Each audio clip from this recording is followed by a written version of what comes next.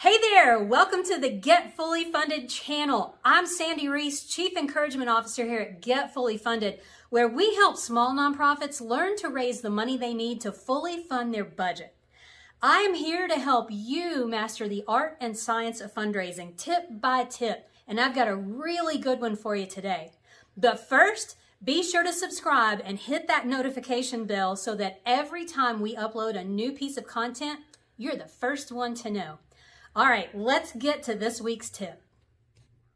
Probably the most common complaint that I hear from nonprofit leaders and directors is that their board doesn't do anything. I think that happens because of the way that we, as a group, recruit people to sit on our board. We say, hey, why don't you come be on our board? And you don't really have to do anything. Just show up to the meetings occasionally. And yeah, that's a big problem, right? So what happens is we wind up with really nice people who are on our board, but they don't have a clue. They don't know what they just said yes to. They don't know what they're responsible for.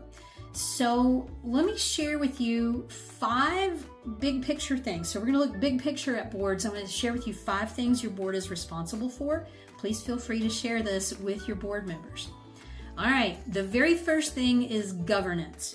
So what does that mean? That means making sure that the organization is doing what it's supposed to do, protecting against mission drift, making sure that appropriate policies are created and put in place, making sure that operations are running smoothly and that there is a quality level that's being reached in programs and services. So just all of the big picture things, that is what your board is responsible for.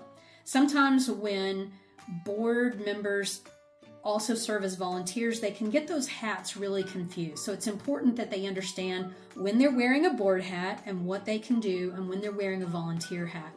Throwing your weight around as a board member when you're wearing a volunteer hat is not cool. Nobody wants to deal with that and can cause a lot of problems down the road. Okay, thing number 2 that a board is responsible for, and that is financial oversight.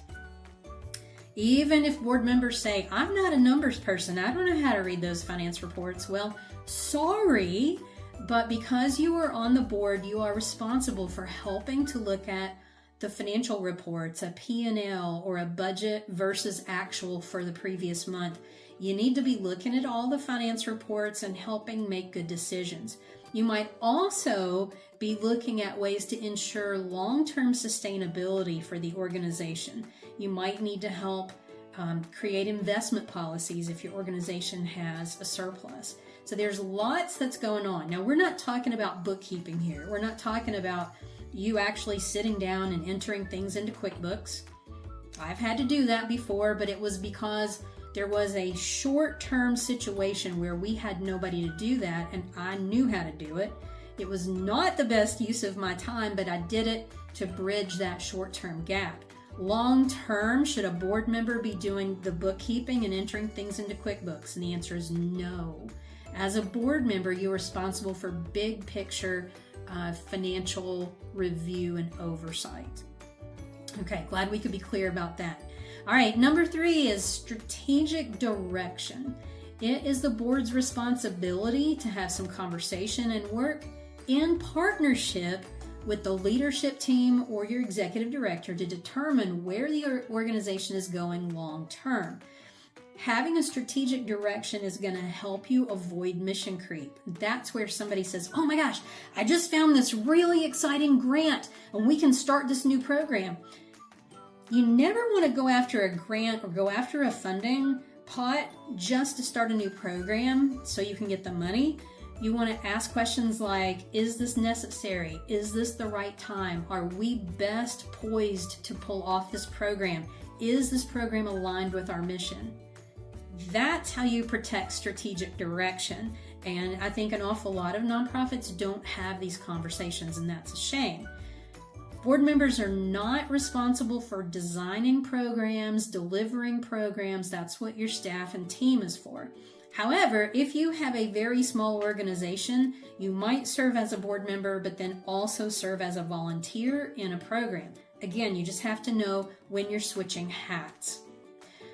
Board members also should not be responsible for planning fundraising events or running fundraising events, and the same thing holds true. I have been a board member who helped plan fundraising events because of my expertise. And I knew that if we had hired a staff person to do that, I would not be doing all the executing. I would be doing some big picture support, but not the day-to-day entering things into an auction software or reaching out to last year's sponsors or things like that. So you just have to be really clear about who should be doing what. Remember that boards are for big picture items and staff is for day-to-day operations. Sometimes board members can wear that volunteer hat because it's a temporary filling of the gap. It's a temporary bridge, but that should not be your habit. Okay, thing number 4 is fundraising support. Yes, your board is responsible for fundraising support. What does that look like?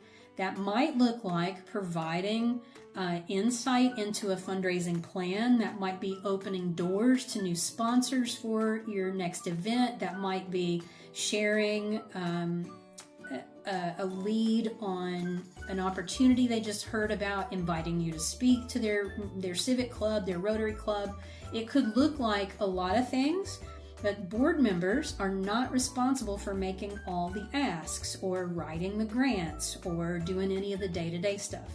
Again, you may have a situation where board members are doing that because your organization is really small and growing, and that's okay.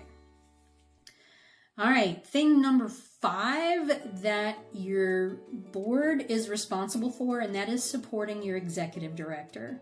The board has ultimate authority for your organization. They have one employee to hire and fire, and that is your executive director. That person hires and fires everybody else, whether that's more team members, volunteers, whatever. So as a board, you don't need to be involved in micromanaging staff reviews and looking at what color ink pens they're buying and things like that. That's micromanaging. You as a board are responsible for making sure that the team has what they need to be successful. So that could look like reaching out to a colleague of yours who is an HR professional if there are HR issues, or reaching out to other friends that can bring needed skills and expertise to the table as they are needed. So just remember, your board is responsible for big picture things. Staff is responsible for smaller things. So you want to make sure that your board is focused in the area where they should be focused.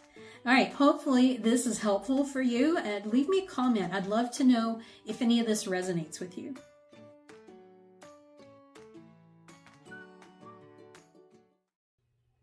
If you like this video, there's plenty more where this one came from. Be sure to subscribe and click the notification bell so that every time we add a new tip, you're the first to find out. I don't want you to miss a single thing.